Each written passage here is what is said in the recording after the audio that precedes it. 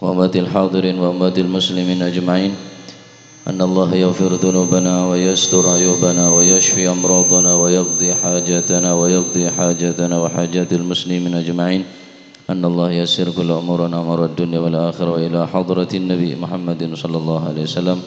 فاتحة.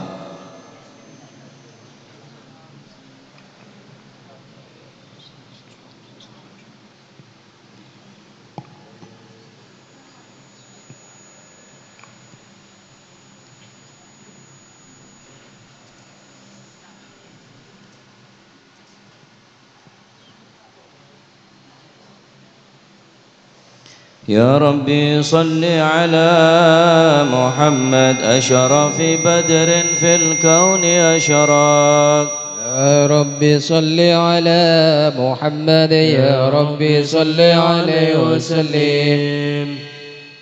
يا ربي صل على محمد أكرم داع يدعو إلى الحق. يا ربي صل على محمد يا ربي صل عليه وسلم. يا ربي صل على محمد المصطفى الصادق المصدق. يا ربي صل على محمد يا ربي صل عليه وسلم. يا ربي صل على محمد على الورى منطقا واسدا. يا ربي صل على محمد يا ربي صل عليه وسلم. يا ربي صل على محمد أفضل من بالتقى تهقى. يا ربي صل على محمد يا ربي صل عليه وسلم. يا ربي صل على محمد من بالسخاء والوفاء تخلى.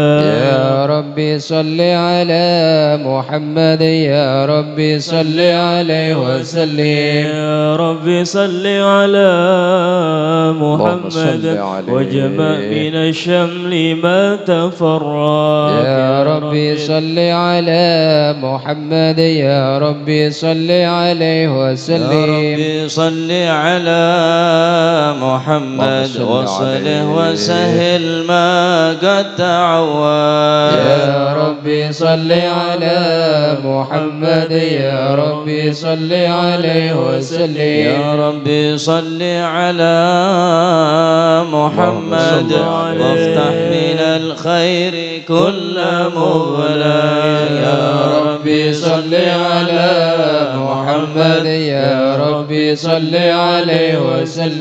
يا ربي صل على محمد وآله ومن بالنبي تعلى.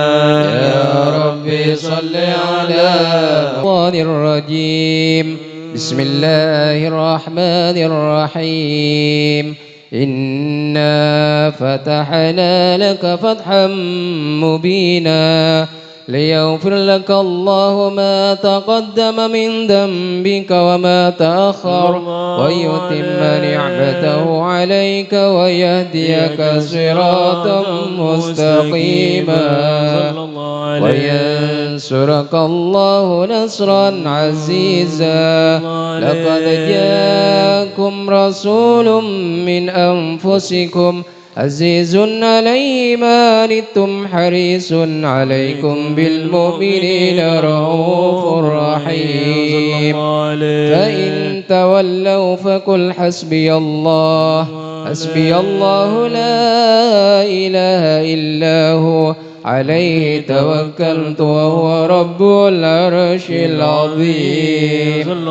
إن الله وملائكته يصلون على النبي يا أيها الذين آمنوا صلوا عليه وسلموا تسليما.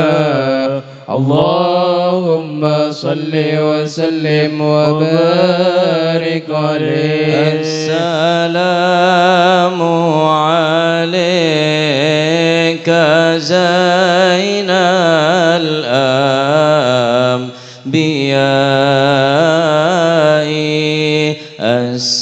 السلام عليك.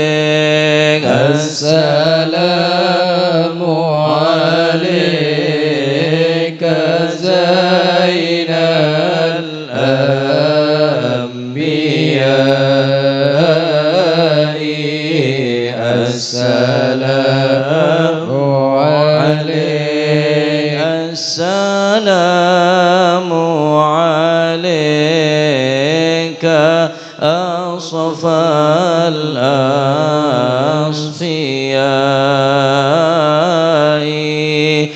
السلام عليك السلام عليك زين الأنبياء السلام عليك السلام عليك من ربي السماء السلام عليك السلام عليك زين الأنبياء السلام عليك السلام عليك من ربي السماء السلام عليك السلام عليك زين الأنبياء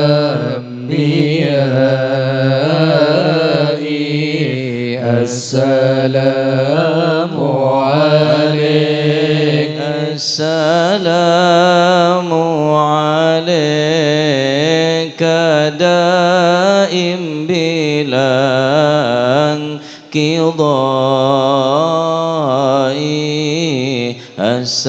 السلام عليك السلام عليك زين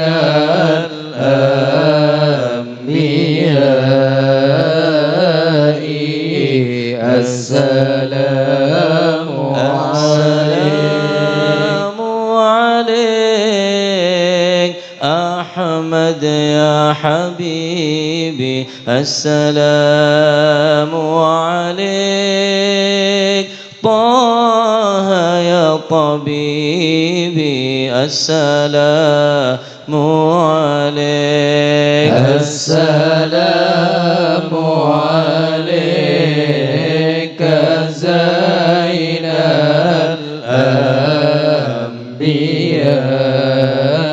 الأنبياء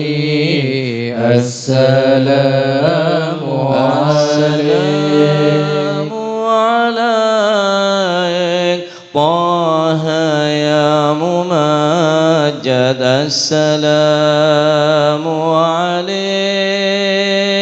أحمد يا محمد السلام عليك السلام عليك زين الأنبياء السلام عليك السلام على المشفع في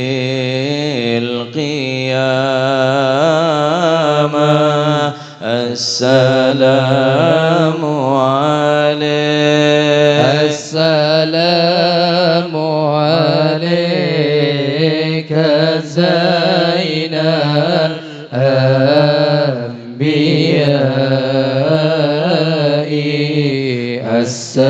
السلام عليك اللهم صل وسلم وبارك عليه وصحبه. بسم الله الرحمن الرحيم.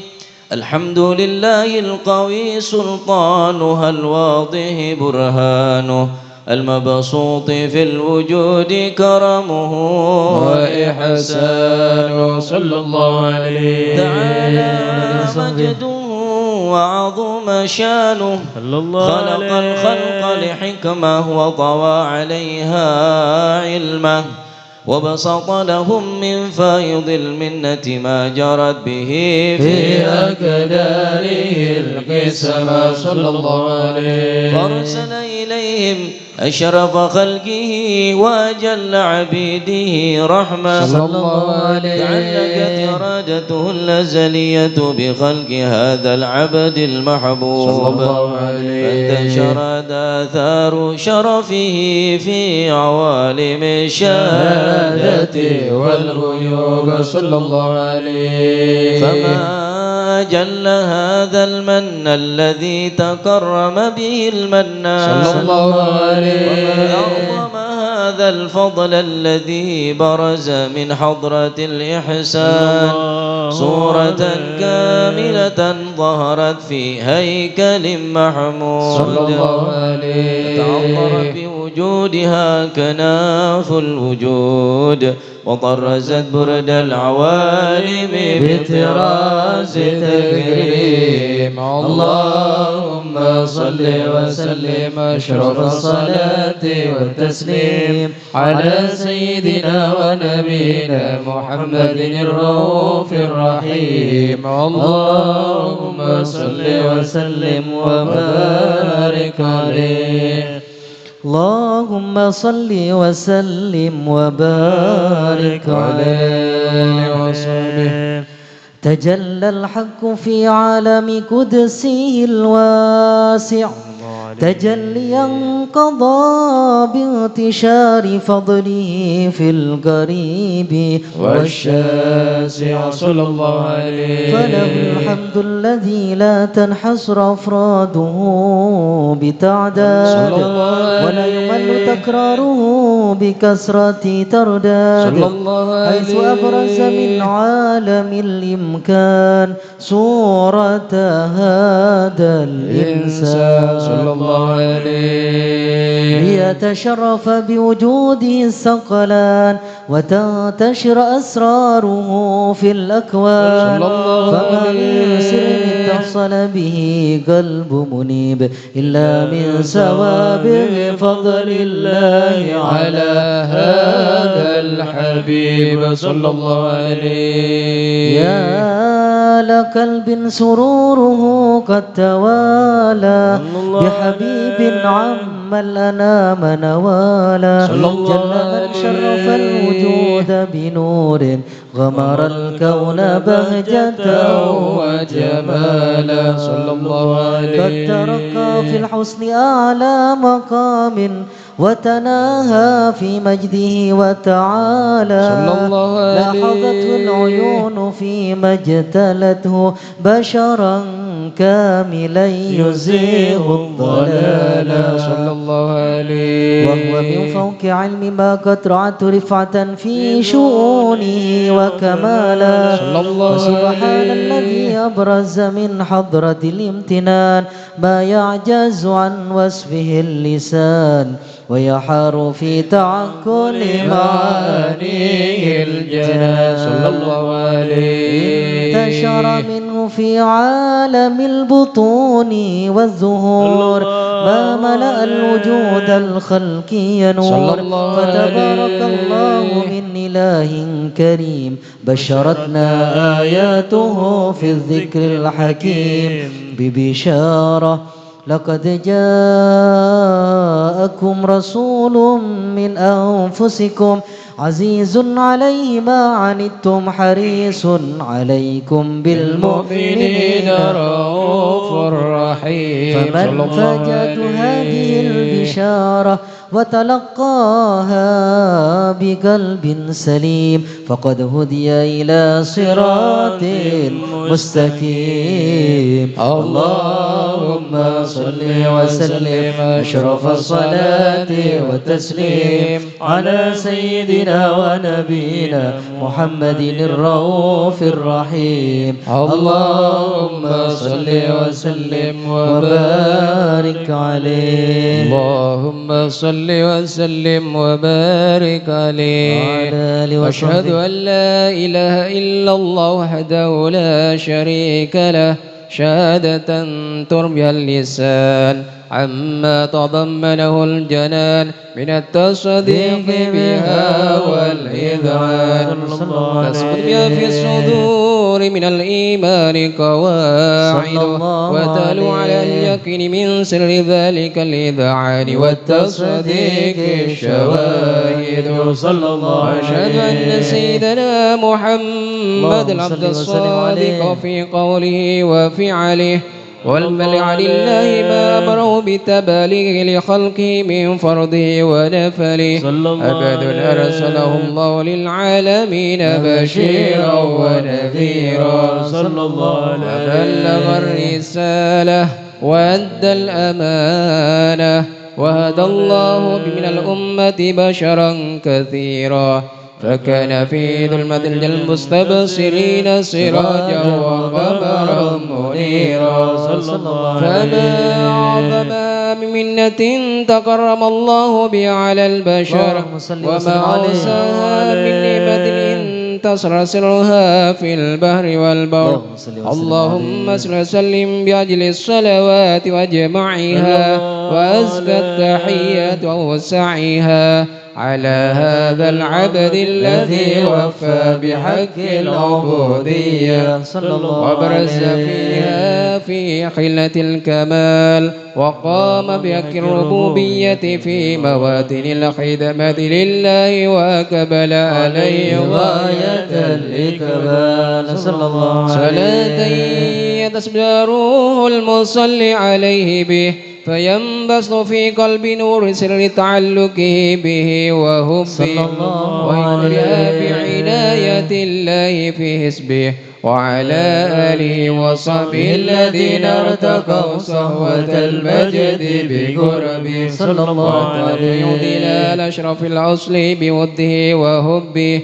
ما أثر الأكوان بنشر ذكراهم نسيم اللهم صل وسلم أشرف الصلاة والتسليم على سيدنا ونبينا محمد الرؤوف الرحيم اللهم صل وسلم وبارك عليه اللهم صل وسلم وبارك عليه وعلى آله وصحبه أما بعد فلما تعلقت إرادة الله في العلم القديم بظهور أسرار التخصيص للبشر الكريم بالتقديم والتكريم صلى الله عليه نفذت القدرة الباهرة بالنعمة الواسعة والمنة الغامرة فانفلقت بيضة التصوير في العالم المطلق الكبير عن جمال مشهود بالعين حاول لوصف الكمال المطلق والحسن التام والزين صلى الله عليه فتنقل ذلك الجمال الميمون في الأصلاب الكريمة والبطون فما يسر بالضمة إلا وتمت عليه من الله النعمة صلى الله عليه وهو القمر التام الذي يتنقل في بروجه صلى الله عليه يتشرف بموطن استقراره وموضع خروجه صلى الله عليه وقد قضت الأقدار الأزلية بما قضت وأظهرت من سر هذا النور ما أظهرت وخصصت به من خصص صلى الله عليه فكان مستقره في الأصلاب الفاخرة والأرحام الشريفة الطاهرة حتى برز في عالم شهادة بشرا لا كالبشر صلى الله عليه. فنورا حير الأفكار ظهور وبهر فتعلقت همة الراقم لذهاد الخروج كي يركم في هذا القرطاس ما هو لديه من عجائب ذلك النور معروف صلى الله عليه. كانت الألسن لا تفي بعشر معشار أوصاف ذلك الموصوف صلى الله عليه تسويقا للسامعين من خواص المؤمنين وترويحا للمتعلقين بهذا النور المبين صلى الله عليه. وإلا فأنا تعرب الأقلام عن شؤون خير الأنام صلى الله عليه. ولكن هزني إلى تدوين ما حفظته من سير أشرف المخلوقين صلى الله عليه وما أكرمه الله به في مولده من الفضل الذي عم العالمين صلى الله عليه. وبقيت رايته في الكون منشورة على مر الأيام والشهور والسنين صلى الله عليه. بهذه الحضرة الكريمة ولا عجت شوقي إلى سماء أوصافها العظيمة ولعل الله ينفع به المتكلم والسامع آمين. يدخلان في شفاعة هذا النبي الشافع آمين. يتروحان بروح ذلك النعيم. اللهم صل وسلم أشرف الصلاة والتسليم على سيدنا ونبينا محمد الرؤوف الرحيم. اللهم صل وسلم وبارك عليه. يا ربنا ارحم جمعنا يا ربنا ارحم جمعنا وارحم إلهي ضعفنا فنحن قوم ضعفاء. يا ربنا ارحم جمعنا يا ربنا ارحم جمعنا وارحم إلهي ضعفنا فنحن قوم ضعفاء. ندمته على الصفا فطاب عيشي وصفا وكنت أهوى قربه ووصله فأسعفا. يا ربنا ارحم جمعنا يا ربنا ارحم جمعنا وارحم إلهي ضعفنا فنحن قوم ضعفاء. وليس عندي حالات تحيشني مثل الجفا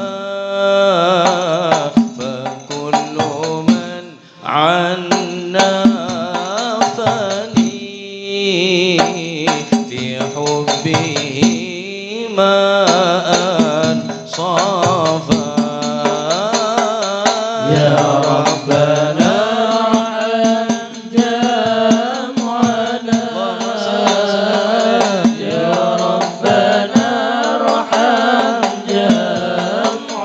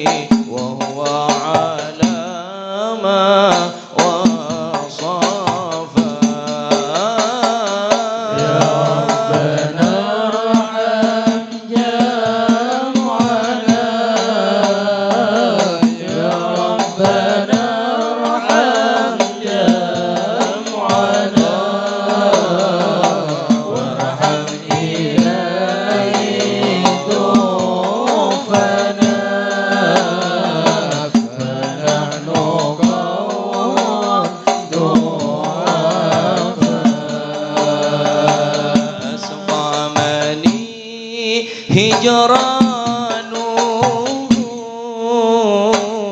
فكان بالوصل شفاء إذا أسأت أدبي في حقه عني عفا يا ربنا ارحم جمعنا يا ربنا ارحم جمعنا وارحم إلهي ضعفنا فنحن قوم ضعفاء به اغتنيت فهو لي غنى وحسبي وكفى يا أيها البرق الذي من حيه قد رفا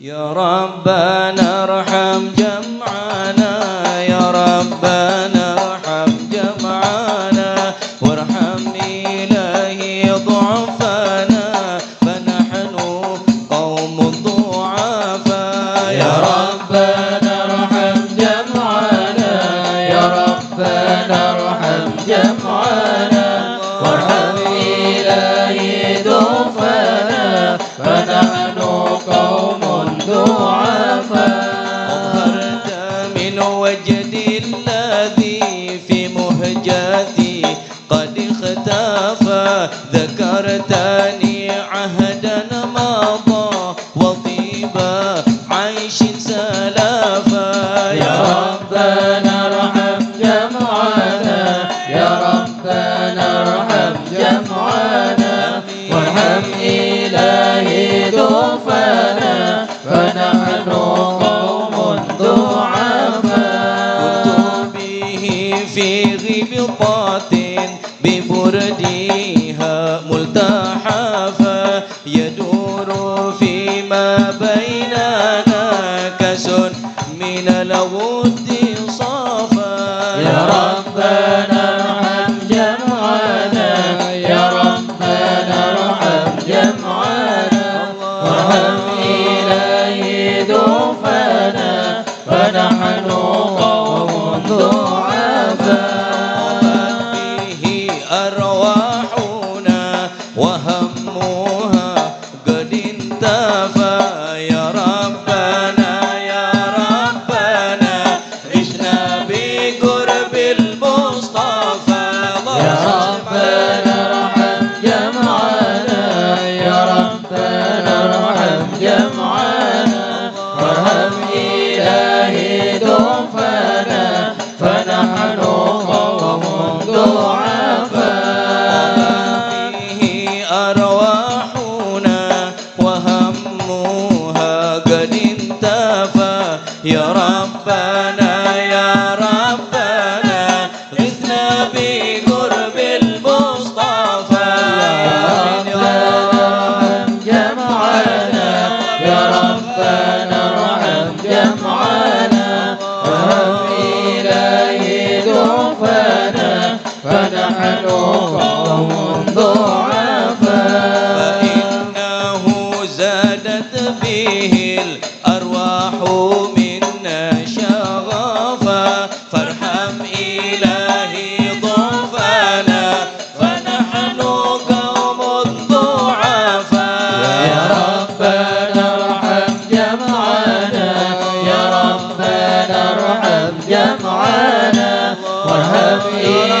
إلهي ضعفنا فنحن قوم ضعفاء لا نستطيع صبرا عن محبوبنا ولا الجفا واكشف إلهي ضرنا يا خير من قد كشفا يا ربنا ارحم جمعنا يا ربنا ارحم جمعنا وارحم إلهي ضعفنا فنحن قوم ضعفاء لا نستطيع الصبر عن محبوبنا ولا الجفا فاكشف إلهي كورونا بمحبوبنا يتشافى يا ربنا ارحم جمعنا يا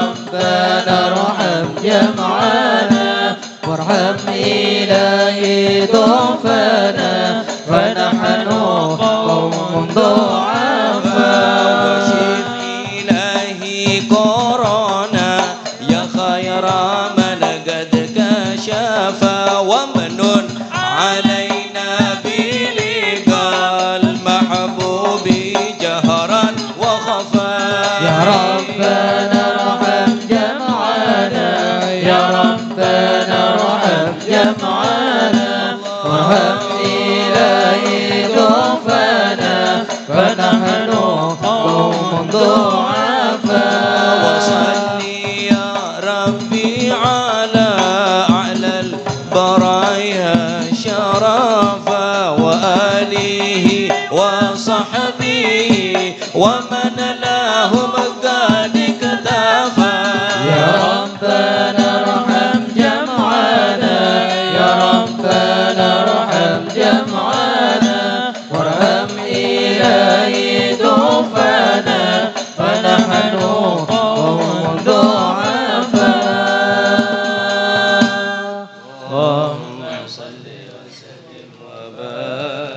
اللهم صل وسلم وبارك عليه وعلى آله وقد آن للقلم أن يخط ما حرقت فيه الأنامل مما استفاده الفم من صفات هذا العبد المحبوب الكامل صلى الله عليه وشمائله التي هي أحسن الشمائل وهنا حسن أن نثبت ما بلغ إلينا في شأن هذا الحبيب من أخبار وآثار ليتشرف بكتابته القلم والقرطاس وتتنزه في حدائق الأسماع والأبصار وقد بلغنا في الأحاديث المشهورة أن أول شيء خلقه الله هو النور المودع في هذه السورة صلى الله عليه ونور هذا الحبيب أول مخلوق برز في العالم ومنه تفرع الوجود خلقا بعد خلق فيما حدث وما تقدم صلى الله عليه وقد أخرج عبد الرزاق بسند عن جابر بن عبد الله الأنصاري رضي الله عنهما قال قلت يا رسول الله لأبي وأمي أخبرني عن أول شيء خلقه الله قبل الأشياء صلى الله عليه قال يا جابر إن الله خلق قبل الأشياء نور نبيك محمد صلى الله عليه وسلم من نور صلى الله عليه وقد ورد من حديث أبي هريرة رضي الله عنه أنه قال اللهم صل وسلم عليه كنت أول النبيين في الخلق وآخرهم في البعث صلى الله عليه وقد تعددت الروايات بأنه أول الخلق وجودا وأشرفهم مولودا السعادة الأبدية لها ملاحظة خفية اختصت من شاءت من البرية بكمال الخصوصية صلى الله عليه. فاستوضعت هذا النور المبين أصلاب وبطون ما شرفته من العالمين فتنقل هذا النور من سلب آدم ونوح وإبراهيم عليه السلام حتى وصلت يد العلم القديم إلى من خصصته بالتكريم أبيه الكريم صلى الله عليه بن عبد المطلب ذي القدر العظيم صلى الله عليه التي في المخاوف آمنة سيدة الكريمة آمنة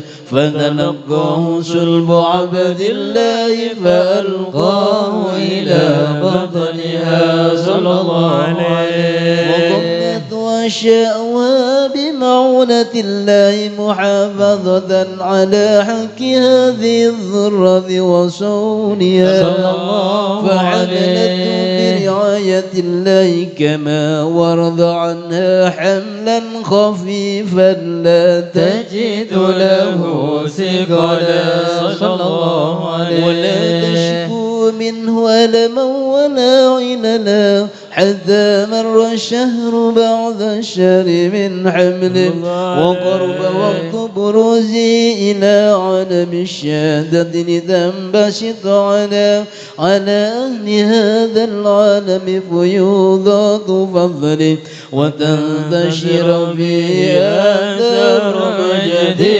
الصميم. اللهم صل وسلم أشرف الصلاة والتسليم على سيدنا ونبينا محمد الرؤوف الرحيم.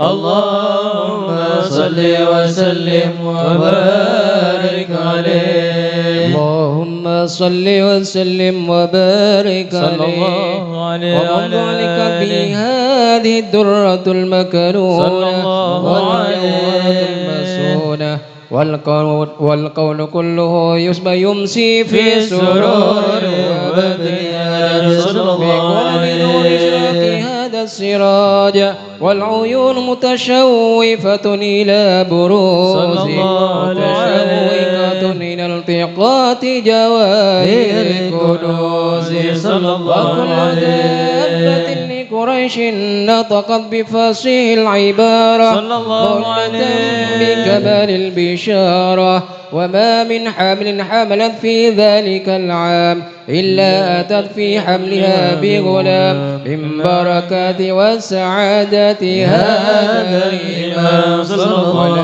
عليه متضمحة بذل الفرح بملاقات أشرف البرية وبروز في الخفاء إلى عالم الدهور بعد تنكره في البطون والذور صلى الله عليه في الوجود بهجة التكريم وبسط في العالم الكبير مائدة التشريف والتعظيم ببروز هذا البشر الكريم. اللهم صل وسلم أشرف الصلاة والتسليم على سيدنا ونبينا محمد الرؤوف الرحيم. اللهم صل وسلم وبارك عليه. اللهم صل وسلم وبارك عليه. فحين قرب وان وضع هذا الحبيب أعلنت السماوات والأرضون ومن فيهن بالترحيب وابطار الجود لله على أهل الوجود تنسج وألسنة الملائكة بالتبشير للعالمين تعيش. سبحان الله والحمد لله ولا إله إلا الله والله أكبر. سبحان الله والحمد لله ولا إله إلا الله والله أكبر. سبحان الله والحمد لله ولا إله إلا الله والله أكبر. والقدرة كشفت قناع هذا المستور ليبرز نوره كاملا في عالم الظهور نورا فاق كل نور صلى الله عليه وسلم الحق حكمه على من أتم الله عليه النعمة صلى الله عليه يحضر عند وضعه أمة تأنيسا لجنابها المسعود ومشاركة لها في هذا السمات الممدود صلى الله عليه. حضرت بتوفيق الله السيدة مريم والسيدة آسيا ومعهما من الحور العين من قسم الله له من الشرف بالقسمة الوافية فتى الوقت الذي رتب الله على حضوره وجود هذا المولود صلى الله عليه. فلك صبح الكمال من النور عن عمود وبرز الحميد المحمود مدعنا لله بالتعظيم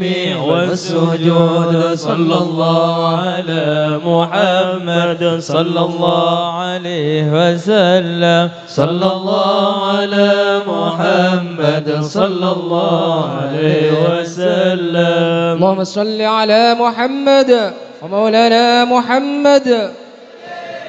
أشرق الكون ابتهاجا بوجود المصطفى أحمد ولأهل الكون أنس يا رسول الله وسرور قد تجدد يا نبي سلام عليك يا رسول سلام عليك يا حبيب سلام عليك يا رسول الله صلوات الله عليك. أطربوا يا أهل المتاني فهزار اليوم غرد واستودعوا بجمال يا رسول الله فقفي الحسن تفرد يا نبي سلام عليك يا رسول سلام عليك يا حبيب سلام عليك يا رسول الله صلوات الله عليك. صل على محمد وسلم عليه مستمر ليس ينفد حيث أوتينا عطاء جمع الفخر المؤبد يا نبي سلام عليك يا رسول سلام عليك يا حبيب سلام عليك صلوات الله عليك. فلربي كل حمد جل أن يحسره الآن إذا حبانا بوجود المصطفى الهادي محمد يا نبي سلام عليك يا رسول سلام عليك يا حبيب سلام عليك صلوات الله عليك. اللهم صل على محمد صلى الله أهلا مرحبا بك إن بك نسعد مرحبا مرحبا يا نور العين مرحبا مرحبا جد الحسين مرحبا وبجاهه يا إلهي مرحبا جود وبلغ كل مقصد مرحبا مرحبا يا نور العين مرحبا مرحبا جد الحسين. اللهم صل على محمد بارك عليه سبيلي مرحبا مرحبا كي به نور سعد ونور شد الله مرحبا مرحبا مرحبا يا نور العين مرحبا مرحبا مرحبا جد الحسين الله مرحبا مرحبا ربي بلغنا بجاه مرحبا مرحبا في جوار خير يا رحمي الله مرحبا مرحبا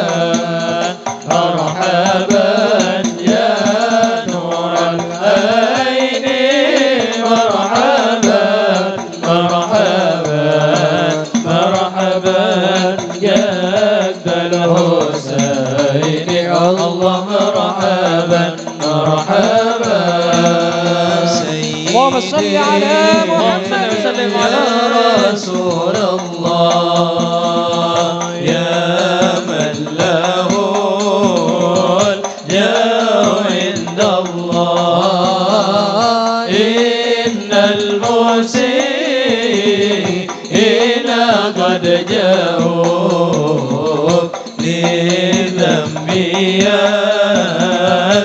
يستغفرون الله يا سيدي يا رسول الله يا من له الجاه عند الله إن المسيئين قد جاءوا لذنبي يستغفرون الله صلاة الله تغشى أشرف الرسل محمد وسلام مستمر كل حين يتجدد صلى الله على محمد مرحبا صلى الله عليه وسلم مرحبا صلى الله على محمد مرحبا صلى الله عليه وسلم مرحبا اللهم صل على محمد. اللهم صل وسلم وبارك عليه. وحين برز صلى الله عليه وسلم من بطن أمه برز رافعا طرفه إلى السماء صلى الله مؤمنا عليه بذلك الرفع لا أن له شرفا على مجده والسماء. صلى الله عليه. وكان وقت مولد سيد الكونين من أشهر الربيع الأول ومن الأيام يوم الاثنين صلى الله عليه. وموضع ولادته وقبره بالحرمين. وقد ورد أنه صلى الله عليه وسلم ولد مختولا مكحولا مقطوع السرة صلى الله عليه. تولى ذلك الأشرف عند الله عيد القدرة.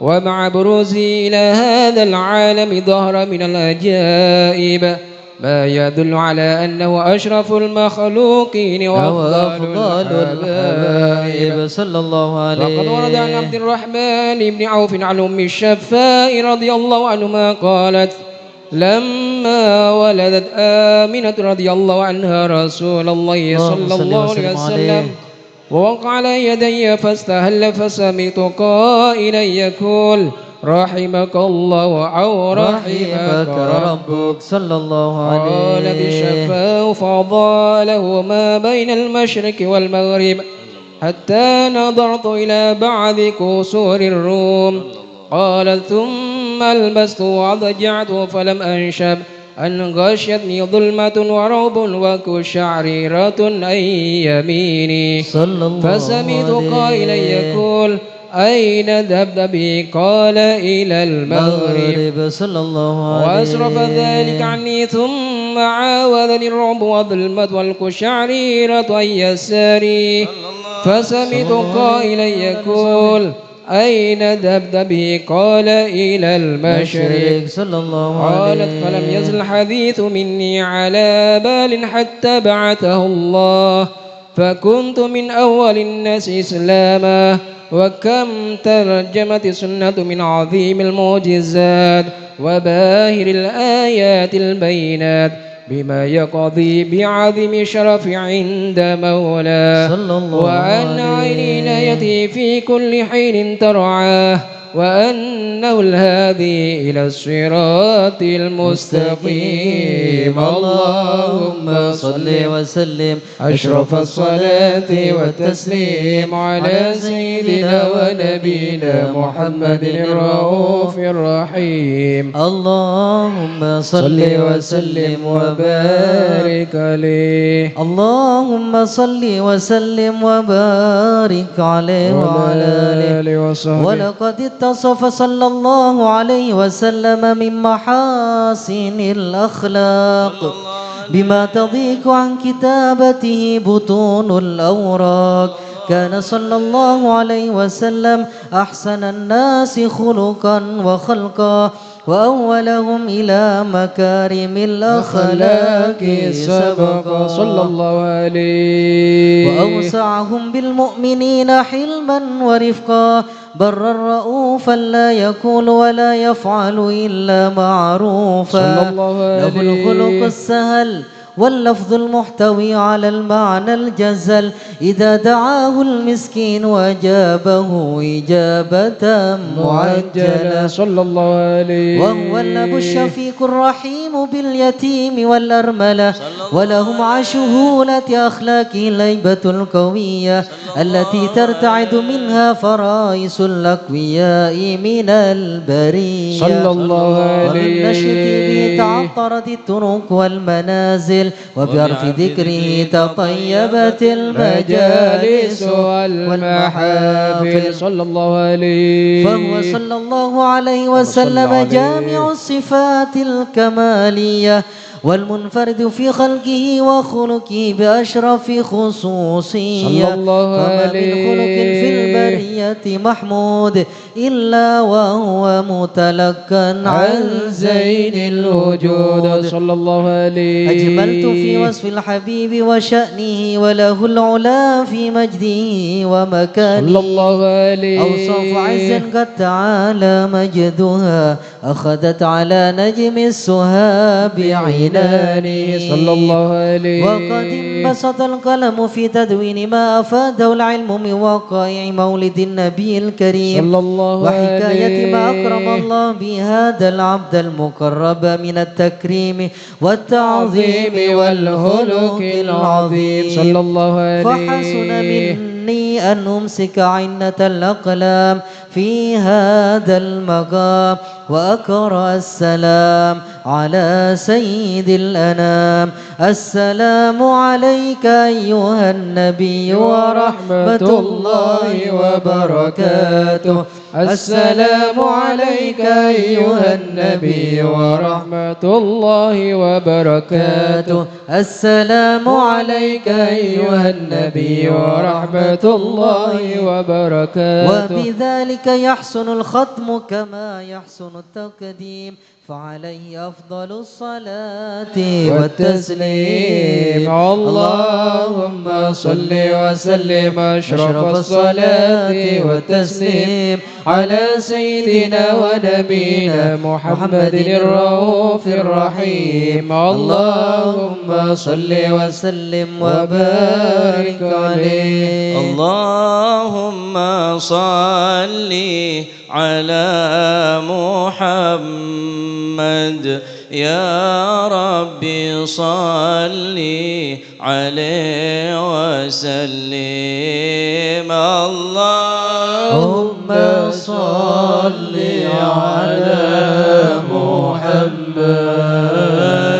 يا ربي صل عليه وسلم في حب سيدنا محمد نور لبدر الهدى متمم اللهم صل على محمد يا ربي صل عليه وسلم قلبي يحن إلى محمد ما زال من وجده متيم اللهم صل على محمد يا ربي صل عليه وسلم ما لي حبيب سوى محمد خير الرسول النبي المكرم اللهم صل على محمد يا ربي صل عليه وسلم شوق المحب إلى محمد أفناه ثم به تهيم اللهم صل على محمد يا ربي صل عليه وسلم في الحشر شافعنا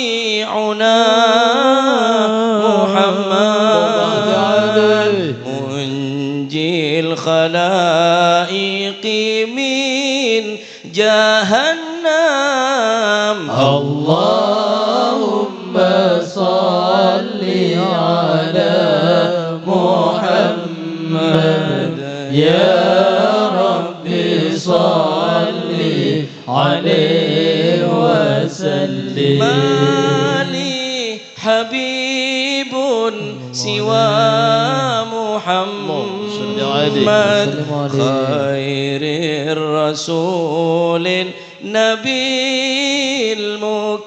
المكرم اللهم صل على محمد يا ربي صل عليه وسلم شوق المحب إلى محمد أفناه ثم به تهيم اللهم صل على محمد يا ربي صل عليه وسلم في الحشر شافعنا محمد منجي الخلائق من جهنم اللهم صل على محمد يا ربي صل عليه وسلم اشفع إلى الله يا محمد يوم القيامة كي أنعم اللهم صل على محمد يا ربي صل عليه وسلم أرجو الشفاعة من محمد صل وسلم عليه لو كنت أرتكب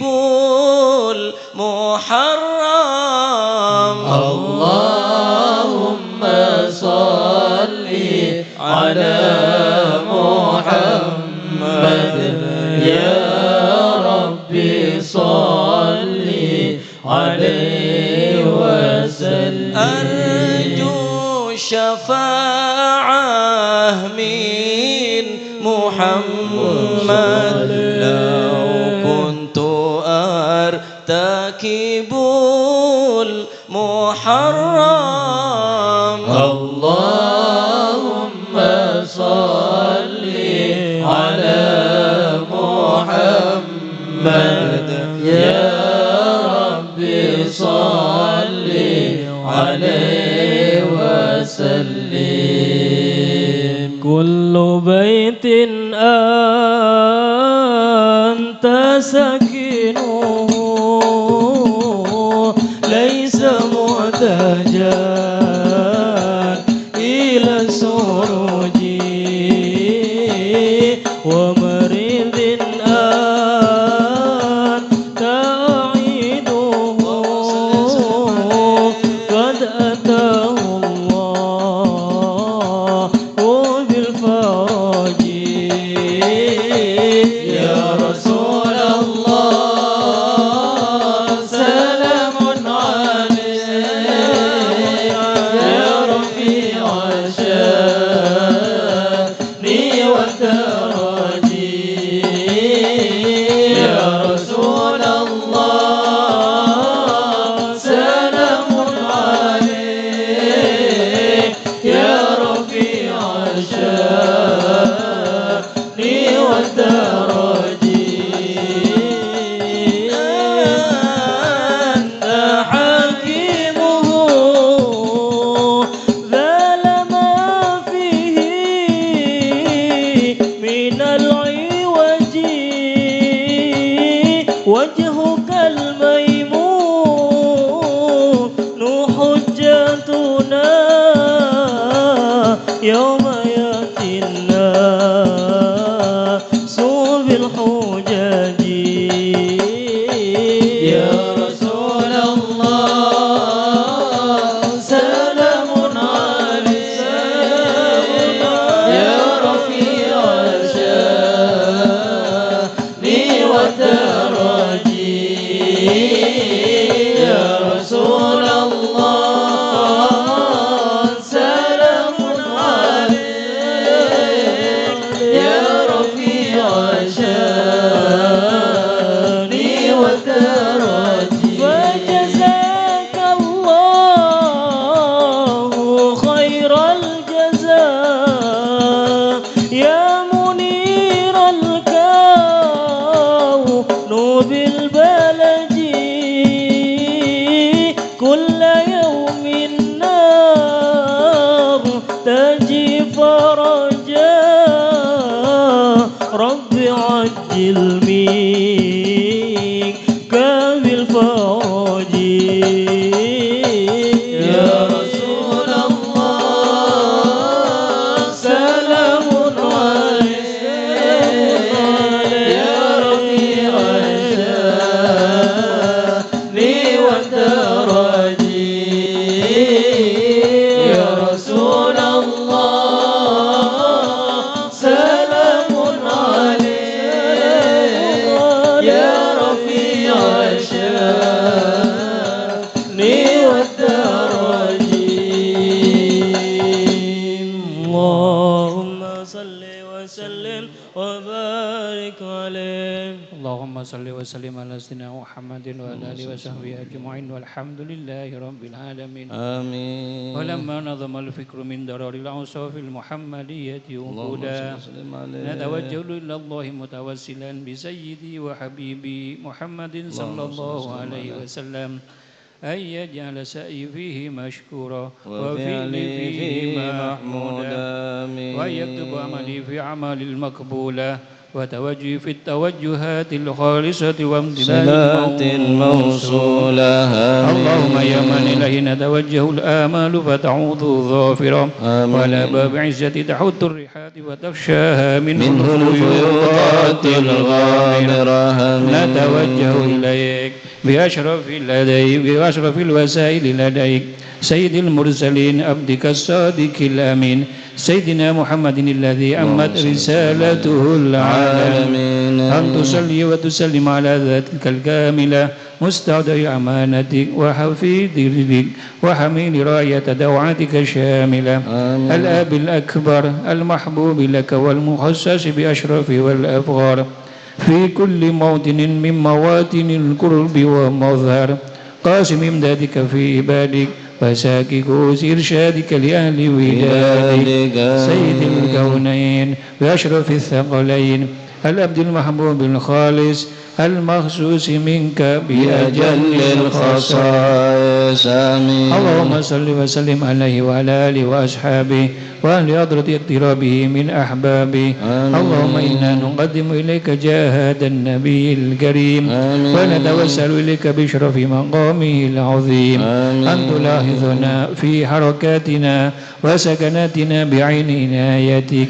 وأن تحفظنا في جميع أطوارنا وتقلبنا بجميع رعايتك وحسن وقايتك وأن تبلغنا في شرف القرب إليك وإلى هذا النبي غاية آمالنا ولا تقبل منا ما تحركنا فيه من نياتنا وأعمالنا وتجعلنا في حضرة هذا الحبيب من الحاضرين وفي دارك اتباعه من السالكين ولحقك وحقه من المؤذين ولعهدك من الحافظين اللهم إنا لنأمن في رحمتك الخاصة فلا تغرمنا وظنونا جميلة في وسالتنا إليك فلا تخيبنا آمنا بك وبرسولك وما جاء به الدين ونتوجه إليك مستشفعين أن تقبل المذنب بالله بالغفران والمسيء بالإحسان والسائل بما سال والمؤمل بما أمل وأن تجعلنا ممن ناصر هذا الحبيب ووازر ووله وظاهر وعم ببركته وشرف وجه الأولاد لنا ووالدينا وأهل قدرنا ووادينا وجميع المسلمين والمسلمات والمؤمنين والمؤمنات في جميع الجهاد وأهدم راية الدين القويم في جميع الأقطار منشورا ومعالم الإسلام والإيمان بأهلها معمورا معنا وسورا فاكشف اللهم كربة المكروبين واقض دين المدينين واغفر للمذنبين ونقبل توبة التائبين وانشر رحمتك على عبادك المؤمنين أجمعين واغفر شر المعتدين والظالمين وابسط العدل في ولاة الحق في جميع النواحي والأقطار وأيدهم بتأييد من عندك ونصر على المعادين من المنافقين